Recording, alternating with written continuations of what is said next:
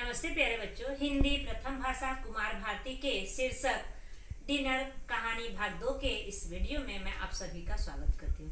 प्यारे बच्चों, पिछली वीडियो में हमने ये देखा कि किस तरह से डिनर कहानी की मुख्य नायिका उर्मी अपने काम से शाम को घर लौटते समय ऑटो की तलाश कर रही है। ऑटो सड़क पर आते जाते तो दिखाई दे रहे हैं, लेकिन उर्मी के हाथ दिखाने पर एक भी ऑटो रुक नहीं रहे हैं, और जो रुक भी रहे हैं वो रोहिणी नाम सुनकर भड़क जा रहे हैं या बिदक जा रहे हैं।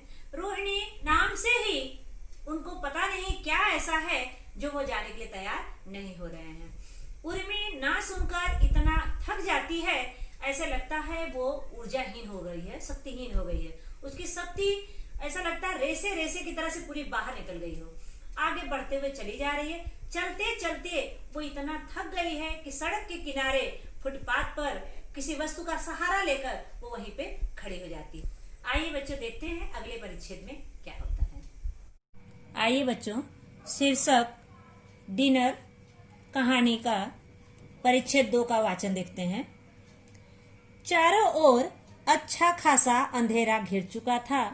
सड़क के किनारे बिजली के खंभों पर बत्तियां टिमटिमाने लगी थी, जिनके इर्द गिर्द बरसाती पतंगे जमा हो रहे थे। वह फिर से हाथ का सामान उठाकर बिना समय गंवाए पीछे के ऑटो की तरफ चल दी। चलोगे बाबा? उर्मी हाँफती हुई बस इतना ही बोल पाई। कहाँ? वह काफी बूढ़ा था। रोहिणी, उर्मी डरी सहमी धीरे से बोली। बिल्कुल चलेंगे पुत्र। बूढ़े की आवाज में अपनापन था, जुबान मीठी थी। इतना सुनते ही वह झट से ऑटो में बैठ गई। बूढ़े की सहमति ने उसे दिली राहत दी। बूढ़ा अभी भी अगले पहिए पर झुका हुआ था और पांव से दबाकर टायर देख रहा था। बूढ़े की पैंट का पोंचा घुटने तक गुलटा हुआ था। उसके घुटने के थोड़ा नीचे रगड़ का निशान बना हुआ था। वैसे तो वह अच्छा खासा लंबा था, लेकिन उसकी कमर अस्थायी तौर से झुकी थी। सिर के सन से बाल बिना कंघी के फैले हुए थे। उसके चेहरे के गोरे रंग पर मैल, धूल और धुएं की चिपचिपी परत चढ़ी हुई थी। उसने आंखें मिचमिचाते हुए पिछली सीट के छोटे से अंधेरे में उसे देखा। वह बैठ चुकी थी। तीनों बैग सीट के पीछे रखकर वह हाथ में मोबाइल और छोटा सा पर्स लिए चुपचाप बैठी थी। चलो जी चलते हैं। बूढ़ा मीटर गिराते हुए सीट पर बैठ गया और दोनों हाथ जोड़े पल भर आंखें मूंदे रहा। सुबह से नहीं मिला हाथ जोड़ने का टाइम। वह बूढ़े के क्रियाकलाप देखते हुए सोचने लगी। हाँ पुत्र, कौन से सेक्टर जाना है?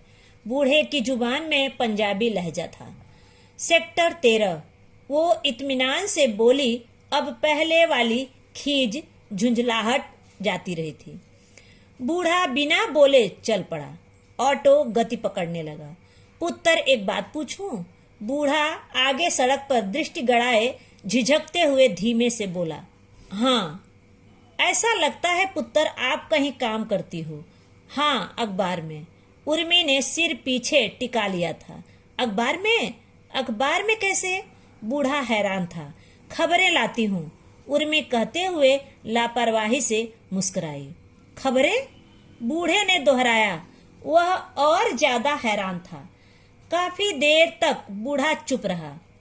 उर्मी की इस अजीब नौकरी के बारे में सोचता रहा। चलते चलते अचानक एक अजीब सी ध्वनि के साथ ऑटो बंद हो गया और धीरे धीरे रुक गया।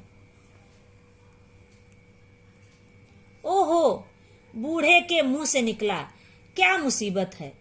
वह झुंझलाते हुए ऑटो को सड़क के किनारे तक खींच लाया। आइए बच्चों, परिच्छेद से संबंधित शब्दार्थ देख लेते हैं। शब्दार्थ। राहत आया है। देखिए, आपको शब्द समता में पूछ सकता है ना। राहत, राहत मतलब चैन की सांस ले। फिर आया है मिचमिचाना।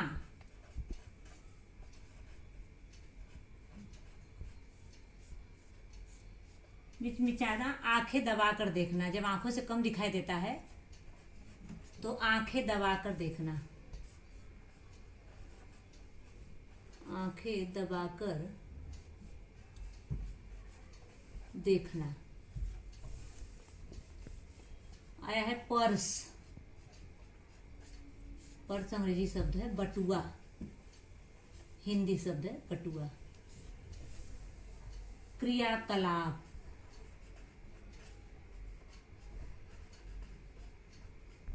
क्रियाकलाप गतिविधि,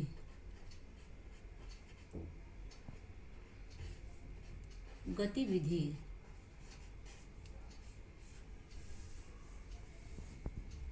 अगला है, बिल्डिंगों में देखते हैं सेक्टर होता है, सेक्टर नंबर 1, 2, तो सेक्टर का क्या होगा आपका? विभाग। अगला है लहजा, लहजा बात करने का ढंग या तरीका, ढंग या तरीका। इत्मीनान से, इत्मीनान, इत्मीनान मतलब आराम से, आराम। आइए बच्चों स्पष्टीकरण देखते हैं इसका। चारों ओर अच्छा खासा अंधेरा घिर चुका था। अब यहाँ पे देखिए चारों तरफ, जब वो उर्मी वहां खड़ी थी ना, चारों तरफ अंधेरा छा गया था। अब ये देखिए यहाँ पे आया है शब्द युग्म अच्छा खासा। यहाँ पे जो चिन्ह लगा हुआ है योजक चिन्ह है बीच में देखिए। और अंधेरा का यदि समानार्थी आएगा तो आप क्या लिखोगे? तम। और यदि विरुद्धार्थी आएगा तो उजाला। आगे, सड़क के किनारे बिजली के खंभों पर बत्तियां टिमटिमाने लगी थी, जिनके इर्द गिर्द बरसाती पतंगे जमा हो रहे थे। प्यारे बच्चों, आप देखते होंगे बरसात के समय में जब लाइट जलती है तो उसके चारों तरफ पतंगे जमा हो जाते हैं। उसी तरह का कुछ उस समय था कि रोड की लाइट जल चुकी थी सड़क की, और बिजली के उस खंभे के चारों तरफ पतंगे उड़ रहे थे। अब यहाँ पे देखेंगे सड़क के किनारे, यहाँ पे देखिए के आया है, दो संज्ञा शब्दों को जोड़ने का काम किया है के, इसलिए क्या होगा? ये संबंध कारक। बिजली के खंभों, यहाँ पर भी देखिए पर, अब यहाँ पे पर आया है, खंभों पर में और पर किसका चिन्ह है? ये किसकी विभक्ति है? अधिकरण कारक है। यहाँ पे टिमटिमाने लगी थी, जिनके इर्द गिर्द, अब देखिए यहाँ पे इर्द गिर्द शब्द युग्म है, इर्द गिर्द। अगर आपको ढूंढने के लिए क्वेश्चन आएगा कि शब्द युग्म 2 ढूंढिए, तो अच्छा खासा इर्द गिर्द। वह फिर से हाथ का सामान उठाकर बिना समय गंवाए पीछे के ऑटो की तरफ चल दी। प्यारे बच्चों, वो थक के सड़क के किनारे किसी वस्तु से टेका लगाकर खड़ी हो गई थी। फिर ऑटो न मिलने के कारण वह सामान उठाकर फिर आगे की तरफ बढ़ गई।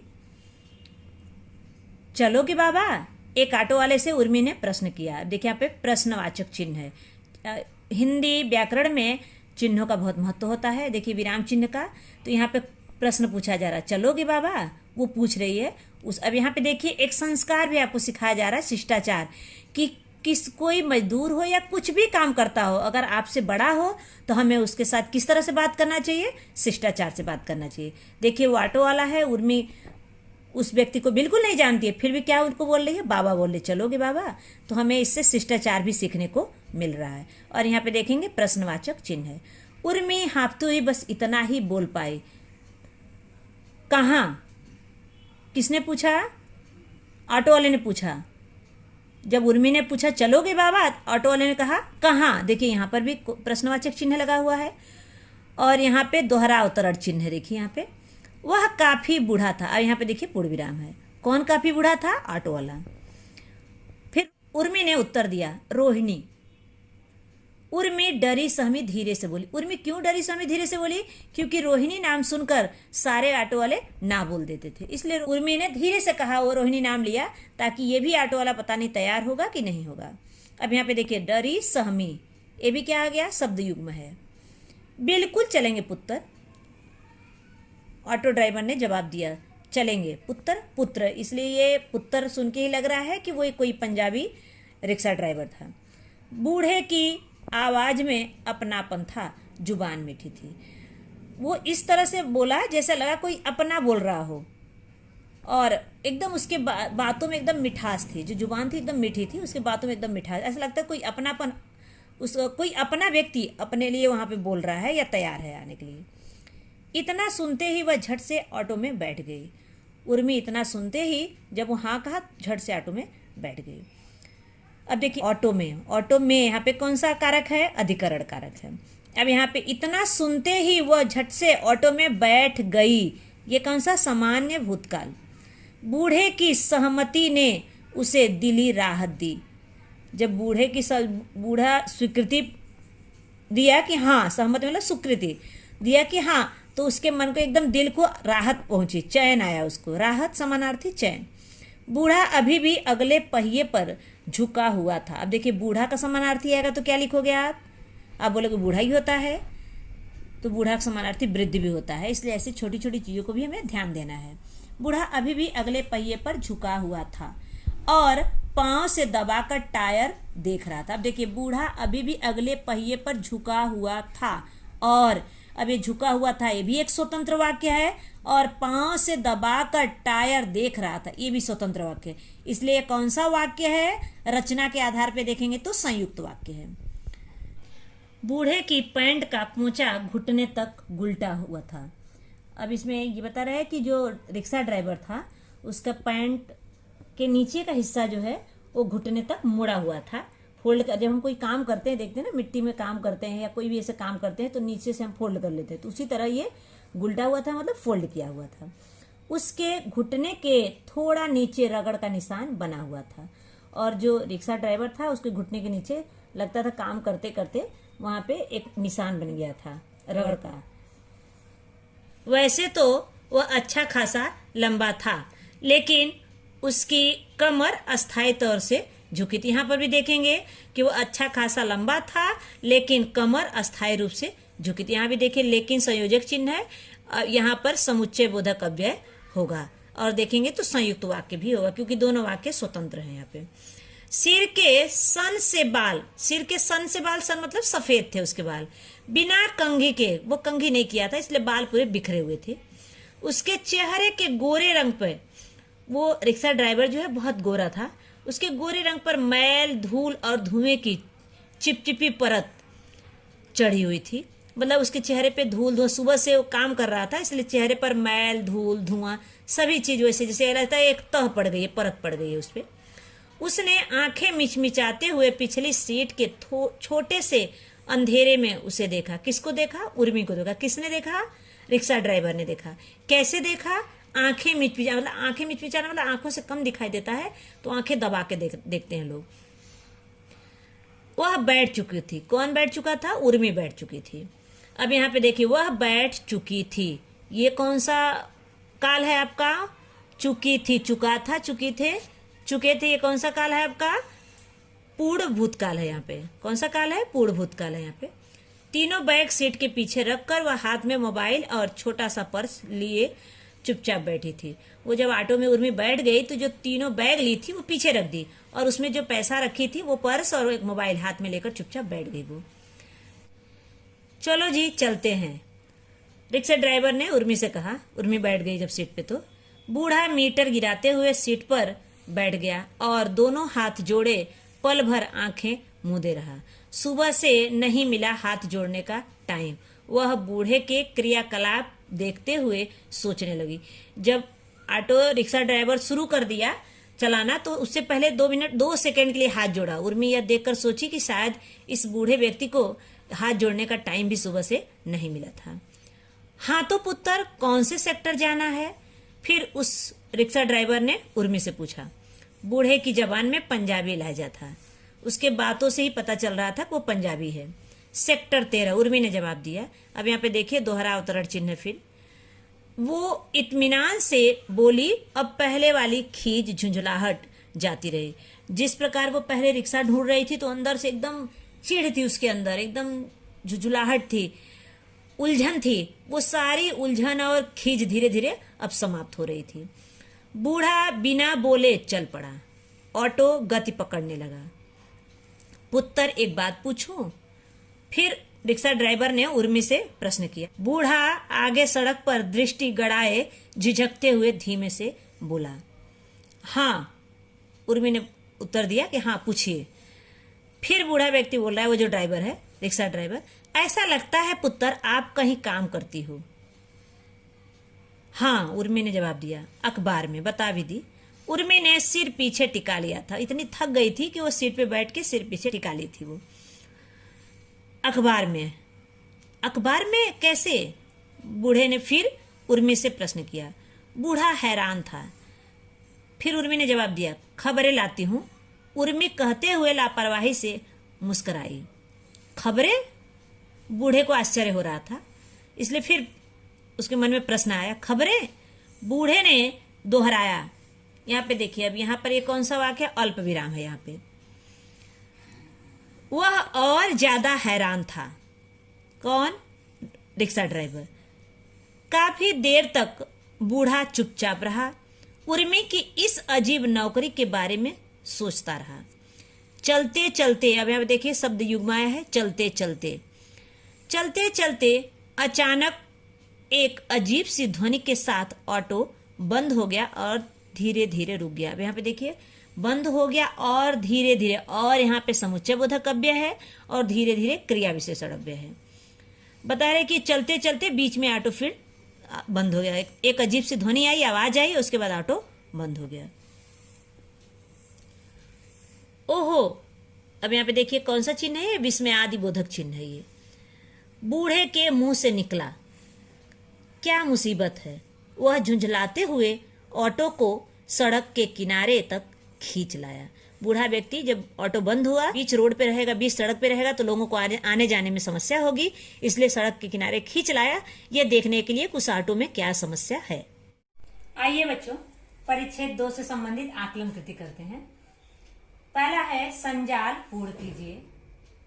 संजाल में हमेशा 4 उत्तर होता है, एक उत्तर आधे नंबर का होता है। रिक्शे वाले की विशेषताएं। रिक्शे वाले की क्या विशेषताएं थी? तो अच्छा खासा लंबा था रिक्शे वाला, कमर अस्थायी रूप से उसकी झुकी हुई थी, रंग उसका गोरा था और सिर के बाल सन जैसे सफेद थे। एक बार फिर देखेंगे, रिक्शे वाले की लंबाई कैसी थी? अच्छा खासा लंबा था, कमर अस्थायी रूप से झुकी हुई थी, रंग उसका गोरा था और सिर के बाल सन जैसे सफेद। दूसरा है कारण लिखिए। उर्मी ने राहत का अनुभव किया। उर्मी ने कब राहत का अनुभव किया? जब रिक्शे वाले ने रोहिणी चलने का आश्वासन दिया तो उर्मी ने राहत का अनुभव किया, क्योंकि कई रिक्शे वालों ने रोहिणी चलने से इनकार कर दिया था। वह आराम से रिक्शे में बैठ गई। एक बार फिर देखेंगे कि जब रिक्शे वाले ने रोहिणी चलने का आश्वासन दिया तो उर्मी ने राहत का अनुभव किया, क्योंकि कई रिक्शे वालों ने रोहिणी चलने से इनकार कर दिया था। वह आराम से रिक्शे में बैठ गई। जब रिक्शा मिला तो इतनी थक गई थी को सीट पर आराम से बैठ गई। अगला, बूढ़ा रिक्शे वाला अगले पहिए पर झुका हुआ था। क्या कारण था कि वो अगले पहिए पे झुका हुआ था? तो क्योंकि बूढ़ा रिक्शे वाला टायर की हवा देखने के लिए, बूढ़ा रिक्शे वाला टायर की हवा देखने के लिए अगले पहिए पर झुका हुआ था। अगला है, उर्मी के भीतर की खीज और झुझलाहट जाती रही। कैसे जाती रही? ऑटो मिल जाने से उर्मी के भीतर की खीज और झुझलाहट जाती रही। उर्मी के भीतर जो खीज और झुझलाहट ऑटो न मिलने के कारण थी, वो ऑटो जब मिल गया तो उर्मी के भीतर की खीज और झुझलाहट जाती रही। अगला है, बूढ़ा रिक्शा वाला काफी देर तक चुप रहा। कारण क्या था? उर्मी की अजीब नौकरी के बारे में सोचने के कारण वह काफी देर तक चुप रहा। क्यों चुप रहा बूढ़ा रिक्शा वाला? जब बूढ़े रिक्शे वाले ने उर्मी से प्रश्न किया कि क्या करती हो और उर्मी ने बताया, तब उर्मी की अजीब नौकरी के बारे में सोचने के कारण वह काफी देर तक चुप रहा। अगला है क्वेश्चन, ऐसे 2 प्रश्न तैयार कीजिए जिनके उत्तर निम्नलिखित हों। ऐसे 2 प्रश्न तैयार कीजिए जिनके उत्तर निम्नलिखित हों। कौन से? सड़क पे आपको प्रश्न बनाना है। आवागमन की सुविधा के लिए सरकारें गांव-गांव में क्या बना रही है? या यातायात के साधन के लिए सरकारें गांव-गांव में क्या बना रही है? तो क्या बना रही है? सड़क। दूसरा, नौकरी। पढ़े लिखे नवयुवक शहरों में किसकी तलाश में घूम रहे हैं? तो नौकरी की तलाश में घूम रहे हैं क्योंकि बेरोजगारी बहुत है। एक बार फिर देखेंगे, पढ़े लिखे नवयुवक शहरों में किसकी तलाश में घूम रहे हैं। आइए बच्चों व्याकरण देख लेते हैं। इसमें व्याकरण, इसमें विराम चिन्ह पहचान कर लिखिए। विराम चिन्ह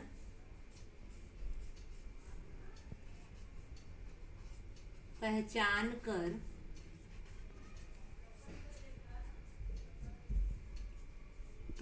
कर लिखिए। ठीक है, आपको आएगा क्वेश्चन। आपको किशन स्कूल गया, किशन स्कूल गया, स्कूल गया। प्यारे बच्चों, ये विराम चिन्ह का हिंदी व्याकरण में बहुत महत्व है। गया, अब देखेंगे यहाँ लग गया। अब ये विराम चिन्ह है, कौन सा विराम चिन्ह है ये, तो आप यहाँ पे लिख दोगे, यहाँ पे ऐसे करके लिख दोगे और आपको लिखना होगा एग्जाम में पूर्ण विराम। क्या होगा आपका? पूर्ण विराम। ऐसे ही दूसरा है आपका, सोहन धीरे धीरे चलता है। सोहन धीरे धीरे चलता है। धीरे धीरे चलता है, चलता है। अब यहाँ पे पूर्ण विराम हम लोग लिख चुके हैं, तो ये आया है योजक चिन्ह है। ये क्या है? ये योजक चिन्ह, योजक चिन्ह। तीसरा आपका है, कल आप कहाँ जाने वाले हैं। कल आप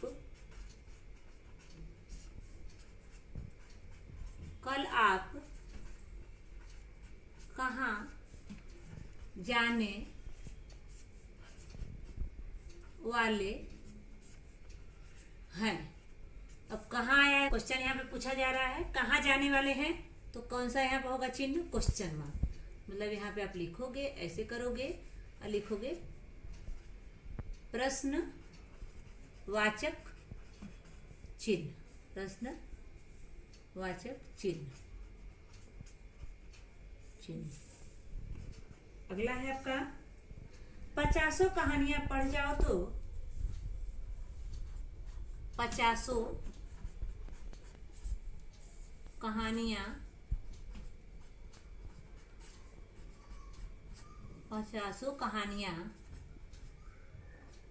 पढ़ जाओ तो एकाध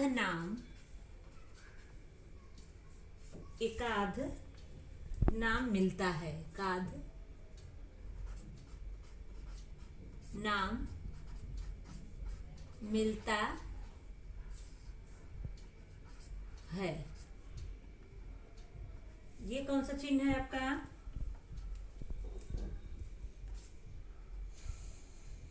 अर्धविराम। कौन सा चिन्ह है? अर्धविराम। आपको एग्जाम में लगाना भी रहेगा और पहचान कर लिखना रहेगा, दोनों में से आ सकता है आपका। अगला है आपका, प्रसाद जी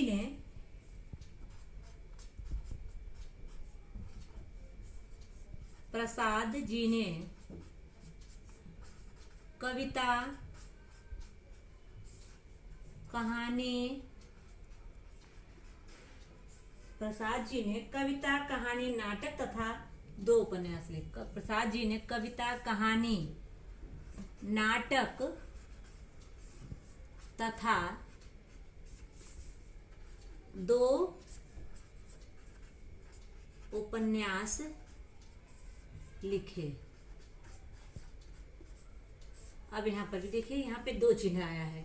एक तो अल्प विराम आया है यहाँ पे, और दूसरा आया है आपको पूर्ण विराम। यहाँ पर भी एक देखिए, एक आया था योजक चिन्ह भी आया है, और यहाँ पे पूर्ण विराम भी आया है। पूर्ण विराम लोग ऊपर लिख चुके हैं। ऐसे यहाँ पे पूर्ण विराम भी आया है और अल्प विराम भी आया है। तो ये अल्प विराम लिख दोगे और पूर्ण विराम हम लोग अल्प विराम, पूर्ण विराम हम लोग देख चुके हैं। प्यारे बच्चों, हमने इस वीडियो में परिच्छेद का वाचन किया, उसका स्पष्टीकरण देखे, उससे संबंधित कठिन शब्दों के अर्थ देखे और उस परिच्छेद से संबंधित आकलन कृत किए। शेष अगले वीडियो में। धन्यवाद।